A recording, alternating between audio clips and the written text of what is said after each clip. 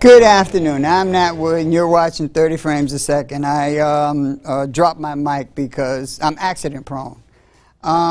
Today, my guest is in transit, and he's Shaka Shakur. He's the head of the People's Survival Program. So what we're going to do, we're going to open up a clip with the People's Survival Program. Hopefully by the time it's over, we'll get a chance to get here, because he's also one of the directors, I don't know what you call the title, of the Million Youth March that's going to be in New York City, as well as a few other things that he does. So I'm going to pick his brain. We're going to talk about current events, the upcoming mayoral election, the People's Survival Program, and the Million Youth March. That's just in case he's not in jail for speeding here as we speak. With that being said, hopefully they're ready to roll that clip, and we'll be back. All power to the people. This is Brother Shaka Shakur, one of the founders of the People's Survival Program, also the chairman of the Black Soldiers. Basically, what's going on out here behind me is a survival program set up to make the people self-sufficient, self-dependent. Because we know that in struggle, one of the most things that we lack as a people is the ability to do yourself. And that makes us the biggest consumer, the biggest fall guy. That's why we fund with our bodies. We fund the prison system, etc. So out here you have about 15 organizations ranging from Black Spades, Turn on the Black Spades, 5%, Black Panthers, Black Soldiers, United Muslim Alliance, on down the line, who all came together. Even our brothers from Yetas out here, Black and Brown Love, all came together around the basic needs of the people. We provide food, clothing, we provide medical attention, education, and shelter information. Because we feel that until we provide the basics for the people, we just talking, and we ain't really with the talking. So, again, my name is Shaka Shakur. I'm one of the founders. Now, along with this, we have programs weekly. The weekly programs are at City College in room 3201. That's the Asada Shakur Guillermo Morales Center. There, you can learn everything from political and cultural education and history. You can learn Know Your Rights workshops, vocational training, and we have a liberation school that we set up every Saturday called the Jiname University. And this school was set up so that we can teach our babies a true knowledge of self, and they can understand where they fit in this decadent system. That's the biggest problem. We don't not only know who we are, but when we learn who we are, we don't know how we fit in. So all of this is here, and all this is ready for you. Hit us up, People's Survival Program, AOL.com, if you're interested in volunteering or even setting it up in your own neighborhoods. And you can call us at 917-420-8662. All positive. And where are we at? We're in good old Harlem. The black mecca of the world. We're in Harlem on 124th and 125th and Lexington Avenue.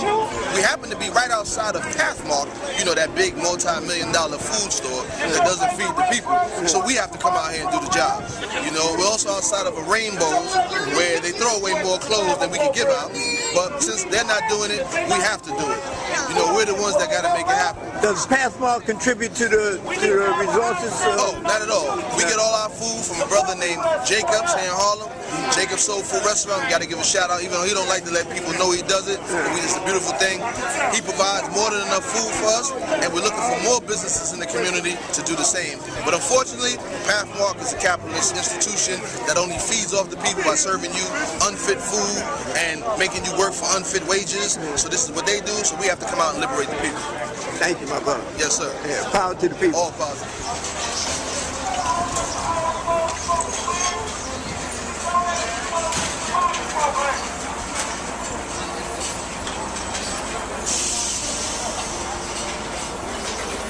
This is what's taking place in the greatest city in the world, New York City, on the island of Manhattan, where we have the stock exchange, we have the Diamond Center, we have to do for us. we have Broadway, do for us in our community. That's a proven historical fact. and the headquarters of all the major corporations in the world are housed here on this island of Manhattan. Side by side with this, we have poverty, hopelessness, unemployment, joblessness. And in response to this, the community organizes and begins to build from the bottom up. Food, clothing, the necessities of life are provided here by the new generation of Black Panthers, of people's movement that is dedicated to organizing, uplifting, and serving the community. I gotta check this chicken out.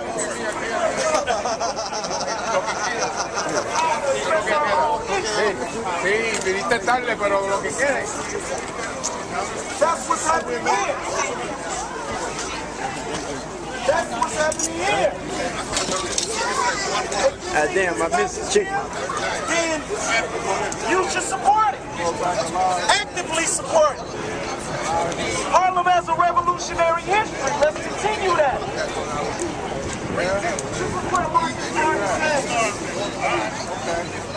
I didn't know y'all on y'all union members. You get breaks in between. Yeah, we get breaks. We get breaks. We're entitled to 15 breaks every hour. So that's official part of the program, huh? That's right. All right. During the course of an hour, we're entitled to like 6 That's why we breaks. entitled to a break. All right, what am I looking at here? You're 5-minute breaks. looking at Sister Khadija, a member of the New Black Panther Party, and also a member of the PSP, the People Survival Program. And we're here with a coalition of other organizations. Shep said I'm too hyper, so I'm trying to talk slow. I feel absolutely fine. I feel elated.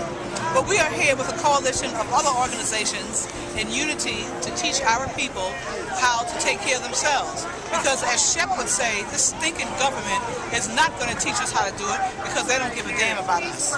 So this PSP is rooted in substance from the Black Panther Party of the 60s who taught programs for the people so they could learn how to do things for themselves, learn about medical stuff, learn how to do training programs like feeding and stuff like that. So this is why we're here. And I'm glad to be here. And if I'm hyper, so damn what? Black power and all power to the people. Power to the people.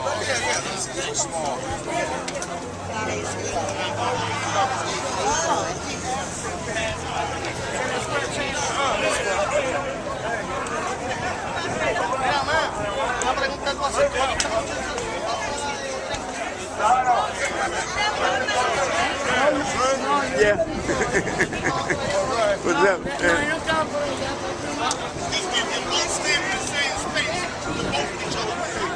Yes, it's good to see that such a large grouping of people is out here. We have political organizations, we have unions, we have gang members. This is a very good showing.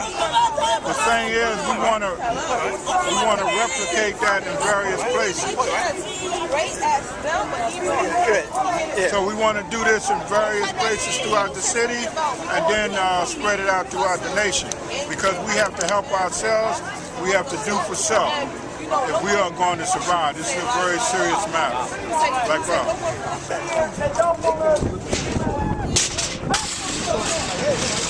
Now they gonna wrap it up. We gotta, our movement gotta be on. Although we say Texas, why is it that we are not getting free food from the state? Why is it they not caring about us? Although they take a third of y'all checks, the ones that y'all at work. Although they take 10% of everything we buy. But we get nothing back for the extortion that they do to us. You think that we need to do more of this in our community, then you need to support this. Actively support this. Sign up. See, there's nobody over there with the sister while they over there talking to her. We need to be aware of that when we over there. We need to know what's going on with our survival program. If they got questions, we should all have the answer and be willing.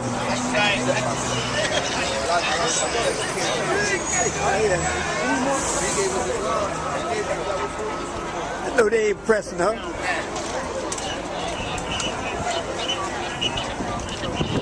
Shep.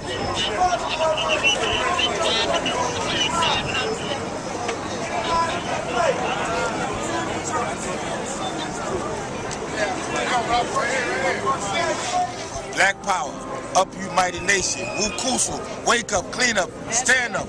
Pull up your pants in your minds, young men. Let's do this. All right, we're still waiting on my brother, Shaka Shakur. That's what he does at the People Survival Program. As I told you, he's one of the New York coordinators of the Million Youth March 2013. So while I'm here stalling for time, what we're going to do is we're going to find one of the videos from the Million Youth March 2013. It's been endorsed by a number of people. A lot of people I didn't really think were into endorsing the Million Youth March, but apparently events in the last couple of years has prompted a lot of support from unexpected sources. I guess people have been called so many names on over the internet involving the Trayvon Martin case that you know, people are just anxious to do and be a part of something that advances democracy and equality and most importantly justice all throughout the country. And we're in New York, so we're going to do it in New York. So I just got the thumbs up signal that they have the video ready that speaks to the Million Youth March 2013. I have no idea what's on it, so I hope it goes right. If it doesn't, hey, sue me. With that, if they're ready, they can roll that video. And once again, we're stalling for time for Shaka Shakur, and we will be back.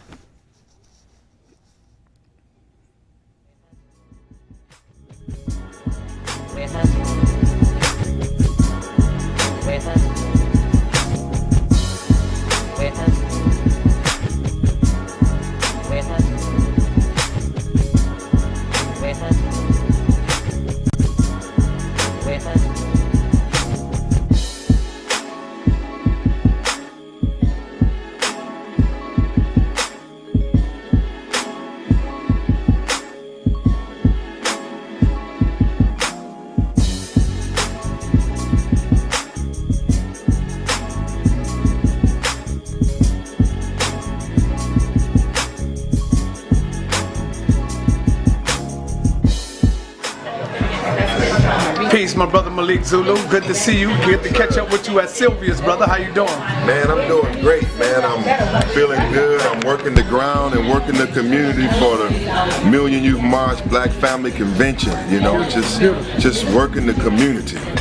All right. The people want to know, because you put it out there on Facebook, what's going on with our brother King Samir? How's the brother doing?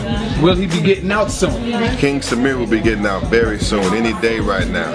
We worked hard to secure a good friend of ours who will put up property and collateral that reduces his bail. So we got property up and we got cash money that's been given by the community and by me to get my brother out of jail. So from the date of this broadcast, I expect King Samir to be out in 7 days. Okay. Get him out. Now, you know I gotta keep it real. Some people are accusing you of not training the brothers well. This is why he got arrested out there. What the hell is he doing with that song in Harlem? For what? Well, all revolutionaries, you know, they want guns and vests. And, you know, as their attorney, I tried to advise them better. They don't always listen to me, but I think they'll listen to me better right now. That's right. You know, they say I'm too conservative, so they try to go beyond what I'm saying, but I know this white man well. And so I think that this is a learning experience. You know, of course this case is a legal stop. It's unconstitutional. It should not have been stopped and all of that. But we are at war, and we are targeted. So I desire to keep King Samir Shabazz from jail and from death, and all of our men and all of you brothers from jail and death. So I advise you, listen to your attorney, because I'm trying to keep you on the front lines and not locked up in the dungeons and the jails of America. Are you familiar with the statement that Mayor Bloomberg made when he said that the police are stopping too many Europeans? He's arresting too many Europeans because they're doing that stop and frisk. So I think this was last week, and he said that the police are stopping too many Europeans, not enough blacks. Bloomberg is out of his mind, and I'm hoping today to develop a plan to confront Bloomberg on his really racist statements about how justifying how more black people should be stopped and are stopped, and that less white people should be stopped. Somebody has to confront Bloomberg on this in a variety of ways, legally and politically. So there will be a response, and it will be more than a video response. There's going to be a response in the streets, and that response is going to take place on September the 7th. We're not going for any more stop and frisk in New York. We're getting ready to put a stop to stop and frisk by any means, or otherwise these streets are going to become ungovernable. Yes, I'm glad you mentioned the Million Youth March. What do you expect to get out of this one right here?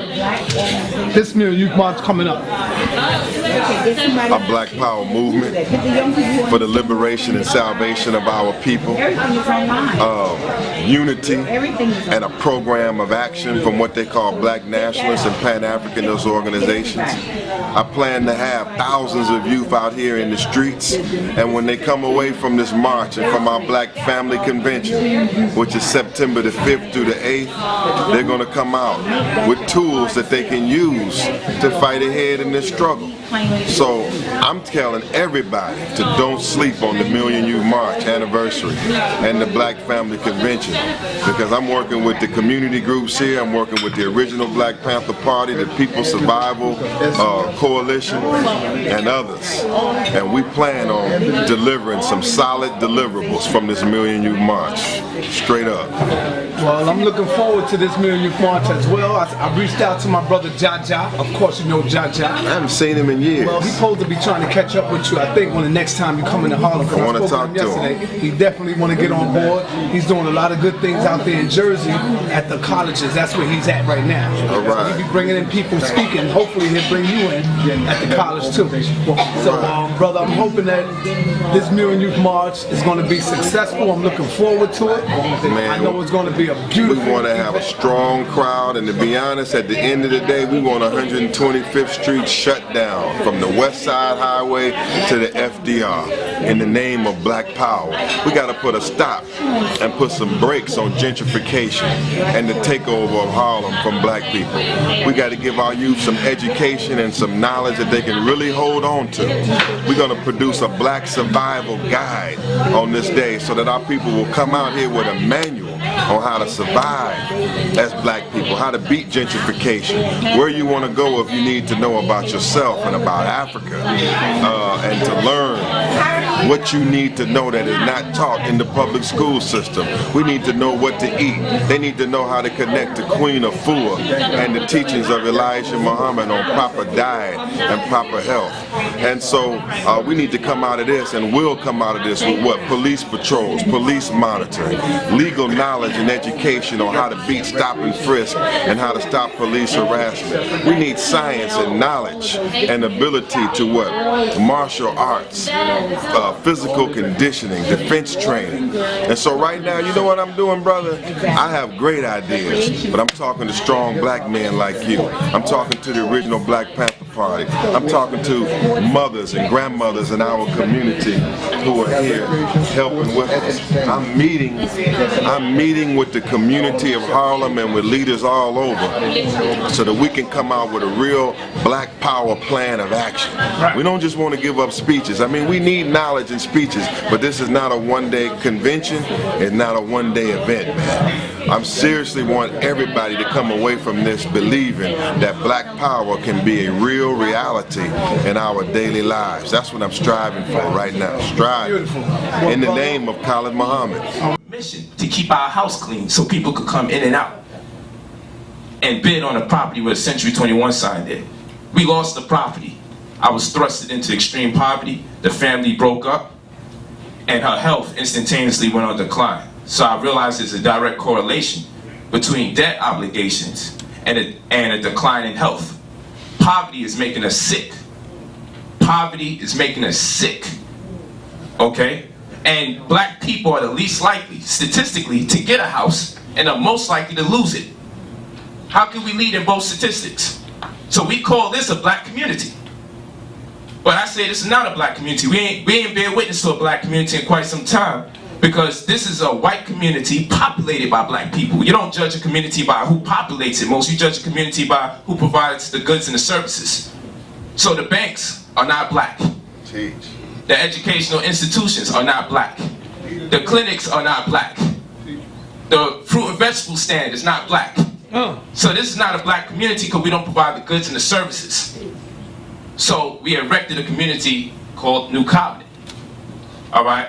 And the reason why I'm into real estate is because the relevancy of all of us have to have a place to stay. No matter what we do, all of us have to go home somewhere. And us statistically leading the world, least likely to get a home and most likely to lose it. This means you could have a dream house in your dream house before it closes on in your dreams. This is how insane it gets. So we as a people, we have to organize effectively and address the issues that affect us most. And economics is plaguing us, and disease is plaguing us. And I see a connection between the debt obligation. I see a connection between our student loans problems, our foreclosure problems, the things we need most in life, in education. It's so bad that we would go fight in Iraq for a free education. We would risk our life for an education. That's how bad it got. We would risk our life for education. I opened up a store in Chicago in the hood. Why? People said, don't open up no store in Chicago in the hood. My brother Sinetta said, make sure you be careful out there. That's right. He said, make sure you be careful out there. That's right. Because statistically, I have a better chance of staying alive fighting in Iraq or Pakistan than I do in Chicago. Yes. Hi, we're back again. I just saw my light go on. I guess that means that I'm supposed to say something. We have now our guest, Shaka Shakur. He's going to bring us up to date on some things that are happening in the community now. You don't have to move your chair, brother. You got a camera over there. We got you. We got you. We're gonna come up to date. They had some mayoral candidates involved last night, Yes. And they have some police people coming in. So we're gonna get up to date with the People's Survival Program, all the things that are being done. He's gonna holler at you where you can get in touch with him about the People's Survival Program, about the upcoming 2013 Million Youth March event over several days. And with that, if you guys are ready, you can roll my opening, and I'm going to talk to Shaka Shakur live and in person from MNN. Peace.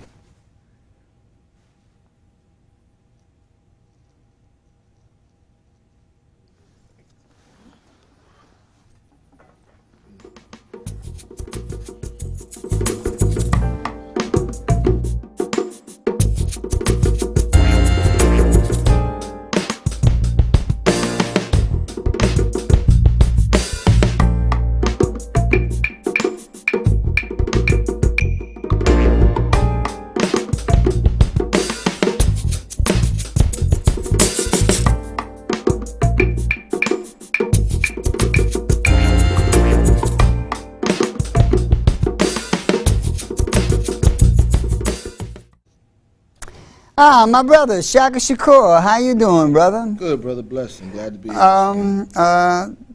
Get us up to speed on what's going on, what you've done. I mentioned the mayoral candidates. I really want to get into that because we got the elections coming up on the 10th, which is in 2 weeks. Exactly. And we really want to get into that because there are so many issues.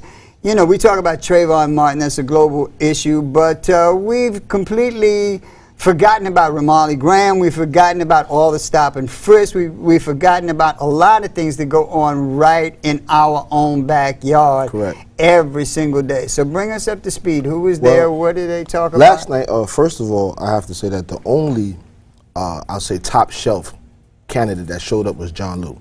John, okay, I'm not even going to say it. I'm not trying to sway nobody, but John Lou showed up. A couple others, well, none of the rest of them. I'll say top shelf guys you see on TV every night. None of them showed up. Yeah, I wouldn't even. Yeah, you know what I'll go with see on TV every exactly, night. See on TV, you know what I mean? Top shelf part, I'm not because, gonna. You know, I mean, I'll just say top shelf because you know how our people are. If you're on TV, you're important. If you're not, you're not. But you know, the ones that we really that have been Yeah, but our people ain't on TV, so yeah, what does that mean? You know what I mean. Well, I mean, since that, well, I'm messing with you. Go on. Well, you know, it's like the ones that are I know exactly going the what hardest, you mean, advocating for us the hardest, saying that they didn't show up, which we didn't really expect. I'll be honest, I didn't expect that. But one did show, John Lou. But a lot of good questions were thrown at them. As far as the Million Youth March, again, he's the only one that openly said he supports it. Right. And he'll be there. He actually told his people, like, put me on the list, I'm going to be there. So, you know, that was good. And he was one of the 2 politicians who was at the event for Olambe Brath. Exactly. He's the only city council person besides Charles Barron who actually supported the renaming of Sonny Carson. Yeah, Sonny Carson Street, right. You know, so he is not, and he said that, you know, whether or not he agreed or disagreed was irrelevant, that people have a right to self-determination. So he's taking that stand from Jump Street. You know, I just figured I'd throw that in. You know, I'm not endorsing, but I'm telling you facts. Right, it's real. I mean, you know, the rest of the night was really, you know, a balanced night. Questions got put out there. They got now, who else was there? We had this guy Vance was there. Okay, yeah, okay, he showed up. I know that guy. You know, and really that's it. You know, and nobody else. Wow. You know, so and you know, so that just goes to show what we already know, that politics don't control the day. The people control the day. Right. That's why in the People Survival Program we really heavy on what we can do for ourselves. Correct. These events are not so we can like get people all into this voting machine. I mean, if you want to vote, that's fine. I don't have anything against it, but it's more so to show people what we kind of already know, but we have to show. We have to let people know, like, look, you're putting all your energy here. Right. Now, all this energy you're going to put into these next 6, 7, 8, 9 months. Right. Imagine what this power could have did if you'd have put that into your community for the next 6, 7, 8, 9 months. Like the brother Polite was saying on the clip, you know, we're talking about a black community, but it's not a black community. We don't own anything. We don't run anything. And not that we can't. And not that there's not a possibility to do it, but we just have to be directed in that position. Oh man, there's so many things you said that are so on point. A lot of it was battle strategy. We tend to think of integration as some obscure event that happened to us that we suddenly lost our minds. Right. But that's not exactly what happened. After we just celebrated the 50th anniversary of Dr. King, and they're forever with the I got a dream, I got a dream, I got a dream. And a lot of people don't realize that in 1967, only a couple of years after you know, 4 years after the I Have a Dream speech by Martin Luther King and the March on Washington, the Kerner Commission was established. And the Kerner Commission was not established to, you know, help the black community or, you know, make amends for economic injustices. Right. The Kerner Commission was established for the express purpose of trying to figure out how to deal with black political unrest. Black political unrest was taking place in force in Newark, New Jersey, and Detroit, Michigan, and it was starting to spread throughout the country. Throughout the country, and they wanted to know how to deal with it.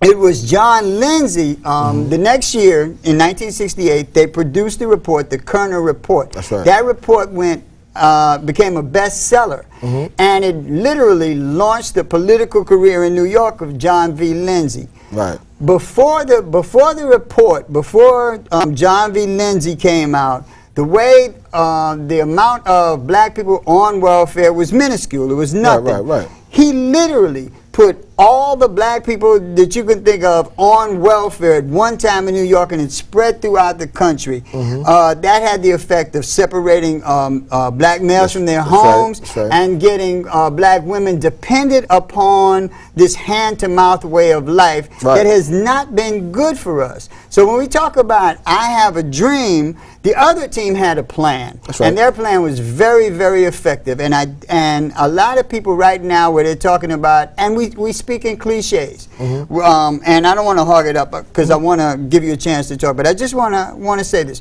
while we're telling them don't twerk in public, don't say nigga like we used to do all the time, but we never let white folks call us niggas.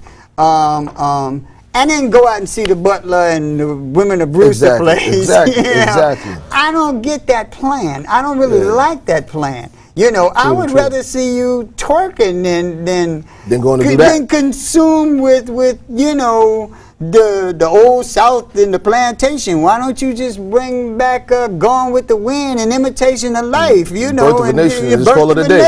Right, let's do this. Exactly. You know, but your thoughts on that? I mean, really, you know, a lot of it is too, in any, I'll use the word political field or military, you know, examination. There comes a point where you have to discard certain maneuvers and create or go back to certain things if it don't work.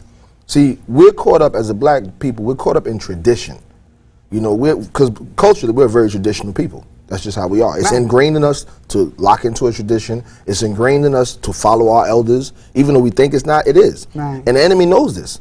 So they're going to place iconic elders in front of us. They study. They know that, look, if we, no matter what they think about these people, if we place their elders in front of them, they're going to follow them. You know, so we won't even question, like, is it a 50-year anniversary of the march or is it a 50-year anniversary of Martin Luther King? See, that was never distinguished on purpose. Because if it's about the march, then we could have a critical analysis of the march. You know, but if it's about King, then we don't have to go nowhere.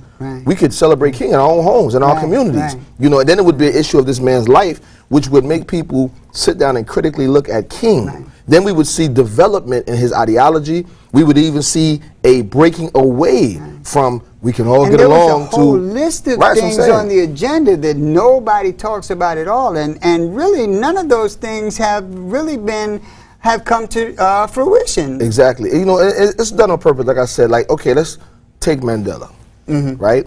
For whatever it's worth, you know, he did what he did. I don't agree with everything he did after coming out. But let's focus on Mandela before going in, because I totally agree with everything there. That part of his life, maybe this new movie coming out is touching on it, because it's like he's at the end of his lifespan. You know, so like now they're going to talk about the fact how he openly said, well, nonviolence is not working, we're going to have to try something else. These approaches are not getting it. We got to move to another aggressive approach. So you'll see even with King and Mandela, there's a period where they had to go back and reanalyze their approach. See, now if we as a people do that, then the enemy becomes null and void. Because then we'll start saying, okay, well, we tried this integration. What do we have out of this? You know, like if this is a 50-year anniversary, then where were the 50-year anniversary workshops and mass discussions? Like, let's really look at it. We're not violating, and I'm saying this to the people in, you know, our elders, we're not violating the work that they did. We're not discrediting the work that they did. But it's responsible of us to analyze the work that was done and ask ourselves, did it work? You know, even for, I'm an advocate, I'm a black nationalist, I'm a Pan-Africanist. And even in the ideology that I have as an individual, I still sit down and say, well, did it work? Could it be improved? So you might have to discard some things and say, okay, we're not going to do this again because this is not working. See, so what happens is we just get on the bus. And even the phrase, get on the bus, that's iconic to a movie. That's iconic to a whole nother mind state. So a lot of people who got on the bus were still living in the Million Man March, get on the bus. So now the enemy knows, well, you just throw the phrase, get on the bus out there. It's going to spark something in their cycle, and they're going to just get on the bus. Or we have to go. See, we have to be the generation to say, no, it's not working. We're not going. We also do not have an understanding, a clear understanding of all the events surrounding the event that we are programmed to give lip service to over and over again, and the people we are programmed to give lip service to over and over again. You know, that Martin has become a name which represents a symbol of something that we do not even understand in context. The same thing with Malcolm. Yeah, exactly. And Malcolm explained the march in Washington versus the march on Washington. And Stokely analyzed us. It's amazing how Kwame Ture, but he was Stokely then. That shows you how young he was, because he was fresh out of college. And to be as dynamic, as visionary as he was that young is truly, truly extraordinary. And we even break him down to a symbol of black power. And that's it. You know, But Kwame Ture, at that time, Stokely Carmichael, wrote about black power. And he specifically wrote about the strategy of black people.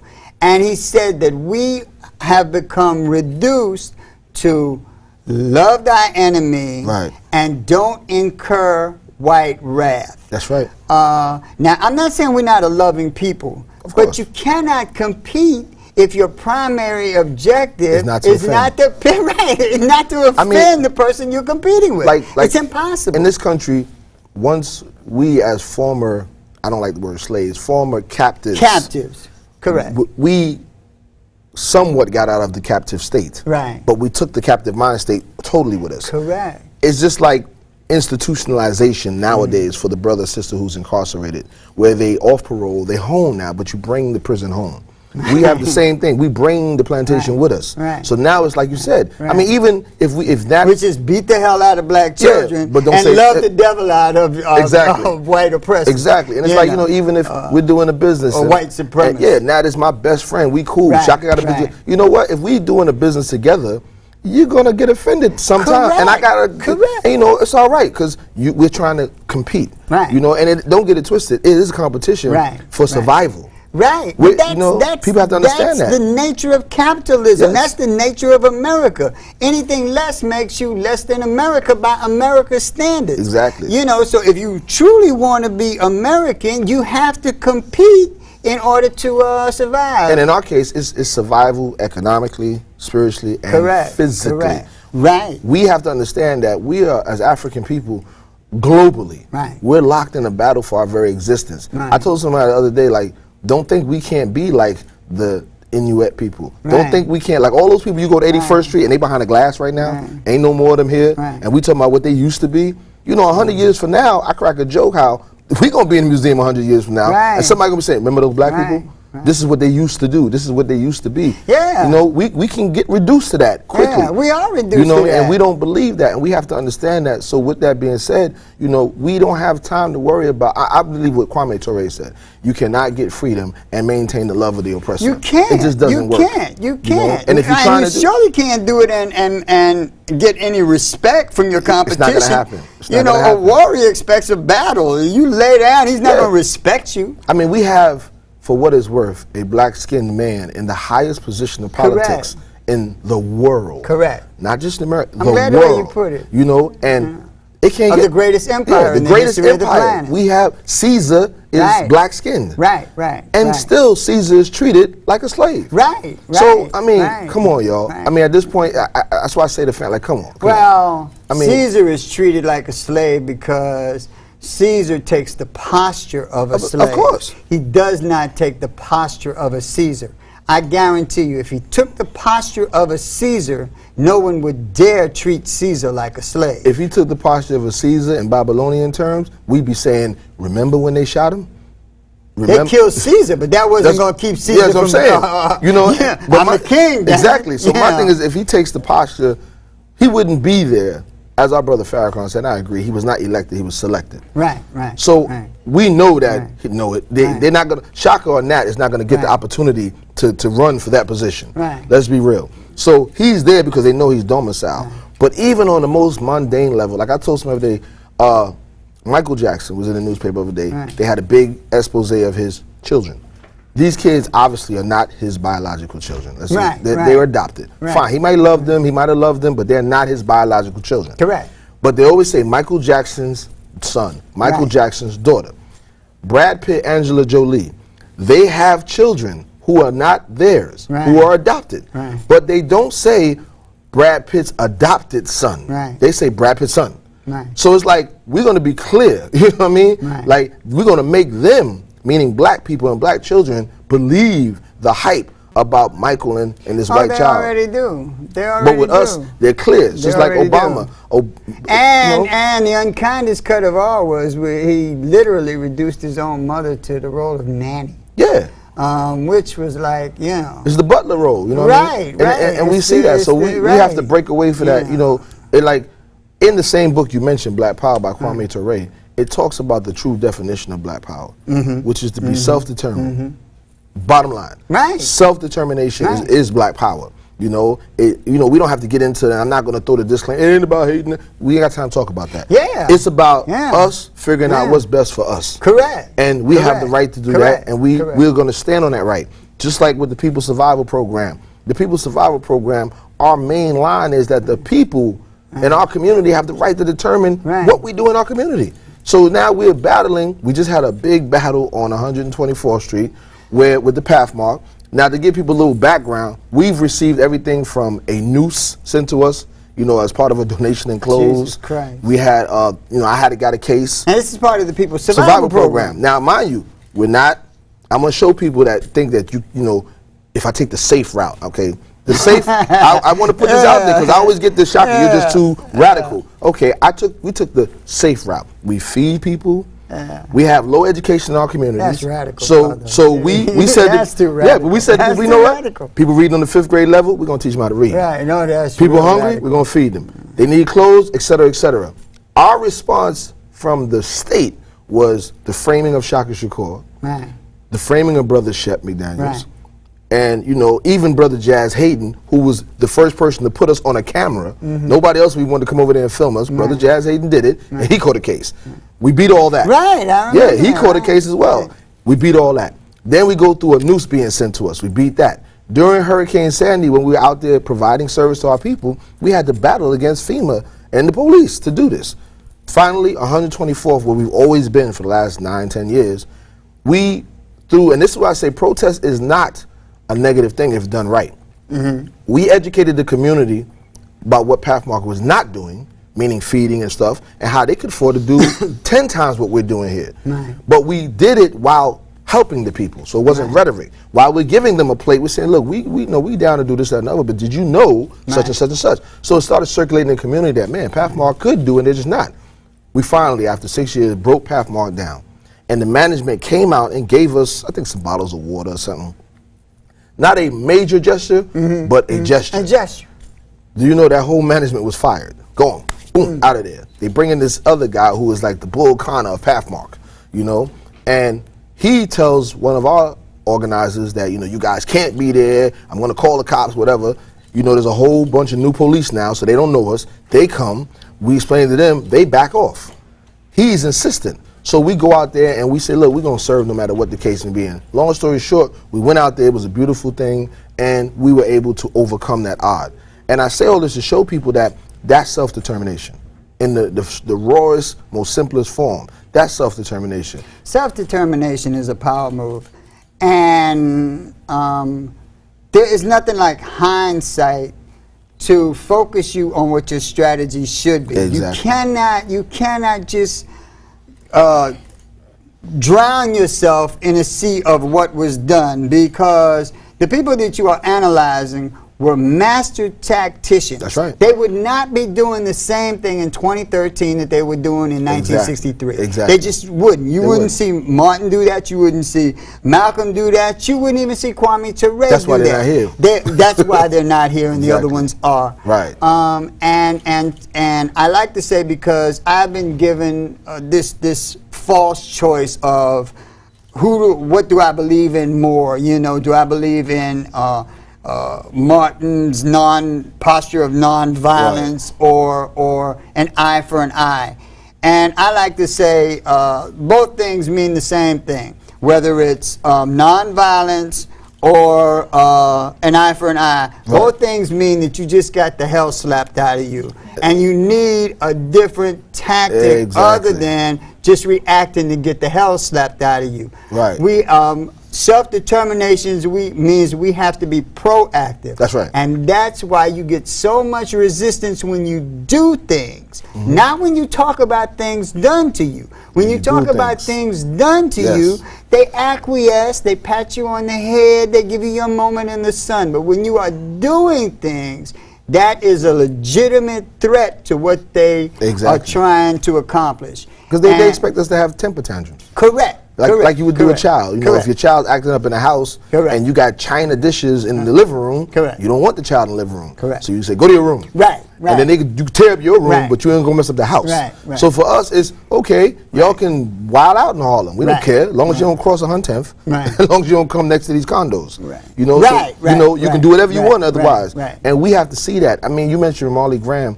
And Brother Frank Graham, you know, is a good friend of mine. You know, I gotta applaud this brother, because even though things have turned out the way, he's not stopping.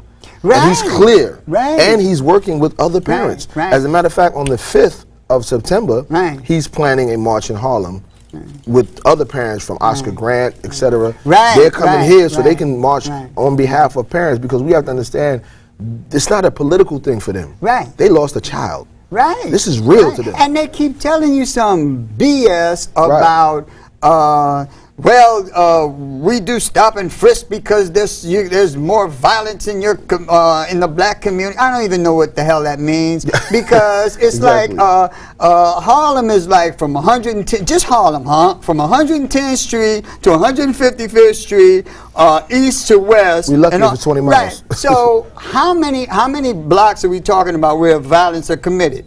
When you say in the black community, what does that mean? Because you're stopping and frisking everybody. You saying that there's a gang member, one gang member on every block, and you know. So I got to run through every block. What are you saying? I mean, the violence exists in the minds of people that believe it. Right. Be specific. Are you saying that there is violence in the Lincoln Projects? Are you saying there's violence on Strivers Row? Where specifically what are you talking about? Because you're talking about dispersing an army and just messing with anybody. Exactly. And Ramani Graham was not committing an act of violence. He was going home. He was in his home when you kicked his door in and shot him in front of his grandmother and his 6-year-old brother.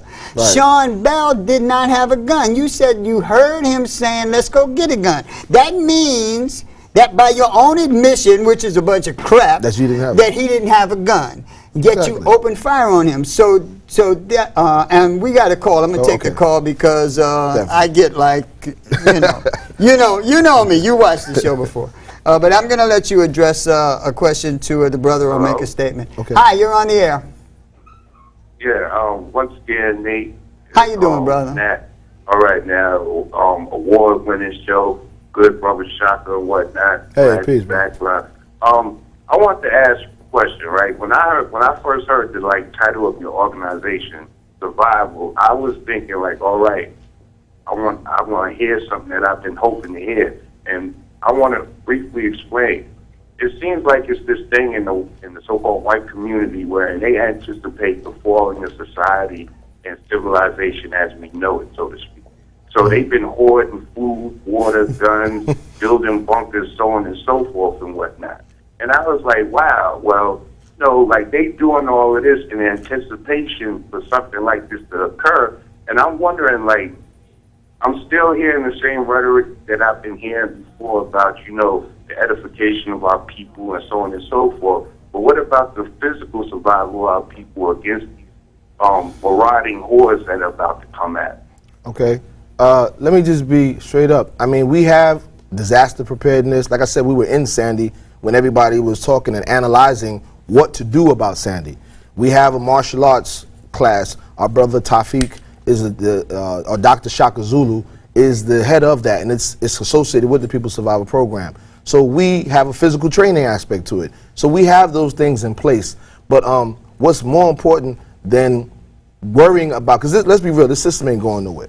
Nothing's going to crash. We should already be proactive. Like we work with Harlem Grown, which is all those lots you see in Harlem where Pam Pam used to be on 124th. There's a brother Tony who runs an organization called Harlem Grown, and we are actually in the process of working with this brother now planting. So there's collard greens growing right now on 137th between 7th and 8th. 134th, between 7th and 8th. So this is actually going on. So I mean, when they start putting out shows like disaster prep and this and that, and we tend to get into panic mode. We're saying from day one, actually from the concept of the People's Survival Program, we were already involved with farming. We were already talking about black produce coming in so we can have our own sources of food. We already aligned ourselves with CDL programs, and we've sent brothers and sisters to go get these licenses so they can be the truck drivers, etc. So all that's in place, my brother. But what happens is we need people like you to come out and see, because I'm not going to get on the camera, I ain't going to lie, and tell everything I'm doing. I'm not going to do that. That's something I've learned. I'm not telling the white man everything I'm doing. Some things you have to come to class and find out. So, but what is most important though, I'm going to take a quote from Thomas Sankara. He said that a uneducated soldier is a criminal waiting to happen.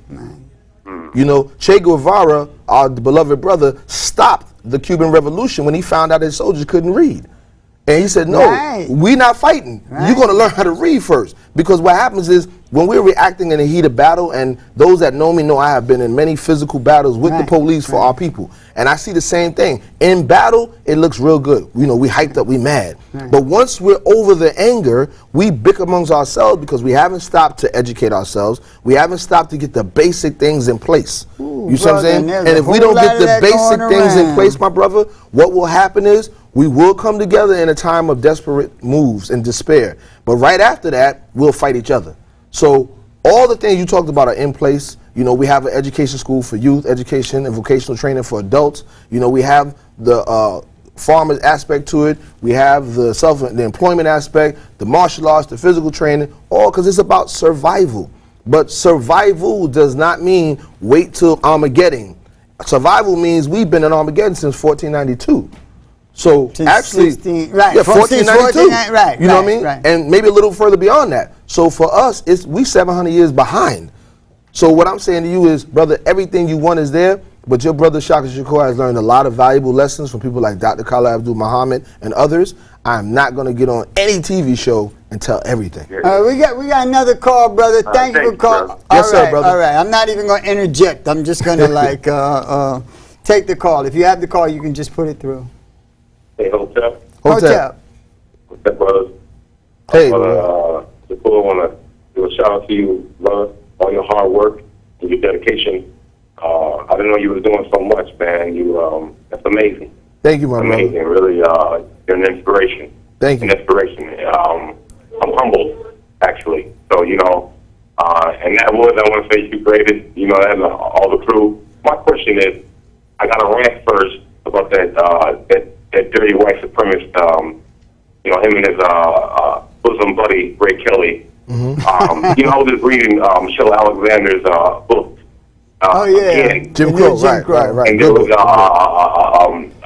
a part when she mentioned Alberta Sproul, 2003, 2016. Remember, she, you know, the top brand in there, the paramilitary group. That's right. That's what's going on now. These paramilitary groups, the so-called drug, this war on drugs, right?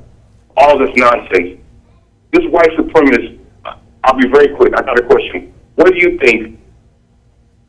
What do you think will be the of the situation when the next mayor is installed? Whether it be Bill de Blasio, John Liu, it's not going to be that dirtbag, that hag, Christine Quinn. She's got another thing coming. She's going to get a rude awakening on the primary. Right. Those ancestors are going to shut that bitch down on the 10th. Right. So, we're running out of time. I want to let him respond to your question. All right. What do you guys think? Hotep. Okay. Hotep, brother. Thank you, brother, and I understand your passion. But nothing is going to change. Okay, good. I ain't got to respond. Nothing. You just said it. I mean, and we have to understand that I don't care who the mayor is. You don't change the driver of a broken car and expect the car to run.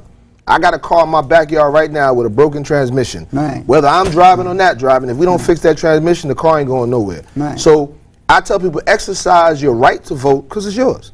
And understand that system. I believe in voter education versus registration. Right. So go through the process, but the only change we're going to get, remember, a mayor or a candidate is a voice piece. Right. They're not the machine. The people are the power. They are the answer to the power. And even if the mayor is the machine, which he is not, even if the president was the machine, which he is not, we have to do something. Asking for justice is like asking to drive someone else's car. Exactly.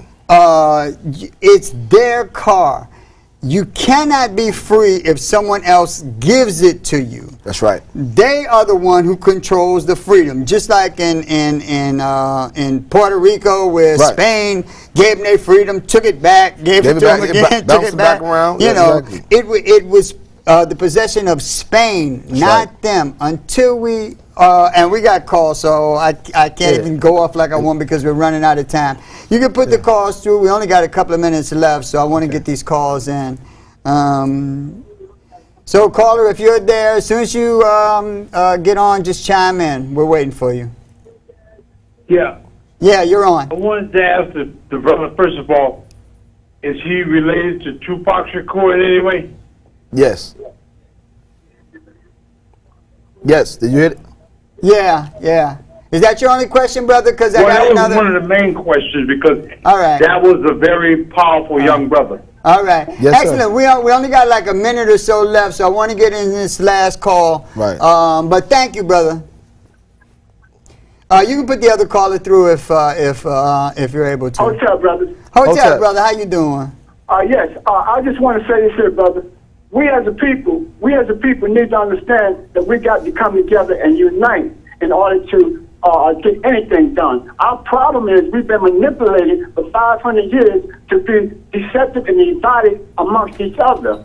We got to understand that we don't have people to tell us to vote for Christine Quinn. We can have our own. We have our own people running on an independent line, which we as a community need to come together and support and come together and work out the issues that involve our community. Okay. I just want y'all brothers to respond to that on what y'all think about the Freedom Party running and not just having Democrat and Republican. And I'll leave it to y'all. All right, you go, brother. We only got like real less quick. than a minute. I'm going to quote what Brother Charles Barron said, who was the founder, one of the founders of the Freedom Party.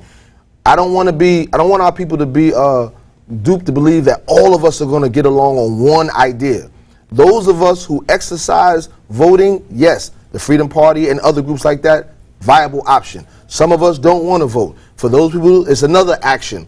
Bottom line is the only thing we can all not do is nothing. Right. So we don't have to spend too much time about approach. Just get in. Right. And I only got like about 30 seconds. So I just want to say this. I agree with everything you say, but do not allow voting to be your instrument of abrogating your power and your authority. A lot of times we are voting for people. Wrong track. That's track 2. We need track 1.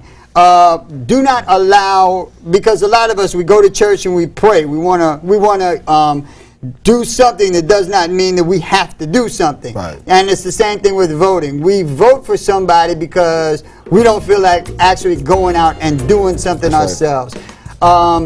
We need to support politicians that support us, but politicians need to support us as people. You know, our businesses, we need to support our growth. With that, we only got like 10 seconds left. I'm out of here. I want to thank my guest, my super guest. We'll see you next week, and peace. We're out. Bam. Good show. Oh, brother. Every time, brother. Yeah. Every time. Thank you. It's an honor.